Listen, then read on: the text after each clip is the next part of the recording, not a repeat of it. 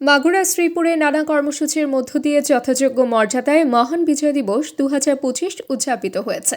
মঙ্গলবার ভোরে 31 বার তোপধ্বনির মাধ্যমে দিবসের সূচনা হয়।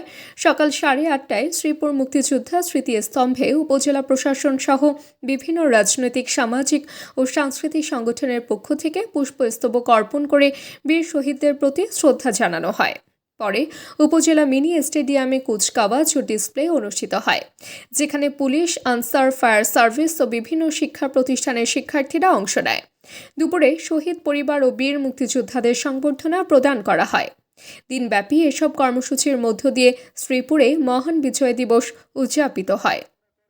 গভীর শ্রদ্ধায় স্মরণ করছি মুক্তিযুদ্ধে নেতৃত্ব দানকারী সকল শহীদ, সংগঠক, বীর মুক্তিযোদ্ধা, বীরাঙ্গনা, দেশপ্রেমিক, কৃষক, শ্রমিক, ছাত্র জনতার মহান আত্মত্যাগকে।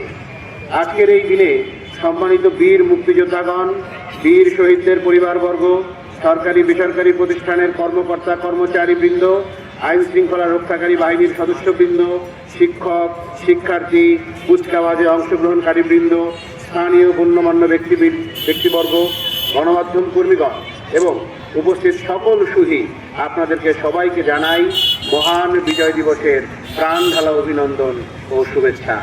শ্রদ্ধেয় উপস্থিতি, আমাদের জাতীয় ইতিহাস ও মুক্তিযুদ্ধের প্রেক্ষাপট প্রতিনিয়ত বর্তমান প্রজন্মকে নতুনভাবে দায়িত্বের কথা স্মরণ করিয়ে দেয়। স্বাধীনতার পরও বারবার গণতন্ত্র, ন্যায় বিচার, মানবাধিকার ও সামাজিক ন্যায্যতার প্রশ্নে এই জাতিকে সংগ্রাম করতে হয়েছে। বিশেষ করে 2024 সালের জুলাই-আগস্ট মাসে সংঘটিত গণ অভ্যুত্থান আমাদের জাতীয় ইতিহাসের এক নতুন অধ্যায়। গণতন্ত্রের প্রতি মানুষের অটল বিশ্বাস, ন্যায়ভিত্তিক রাষ্ট্র প্রতিষ্ঠার প্রত্যাশা এবং দুঃশাসন, দুর্নীতির বিরুদ্ধে সাধারণ মানুষের ঐক্যবদ্ধ আন্দোলন, এসবই আবারও প্রমাণ করেছে এই জাতি কোনো অন্যায় মেনে নিতে পারে না।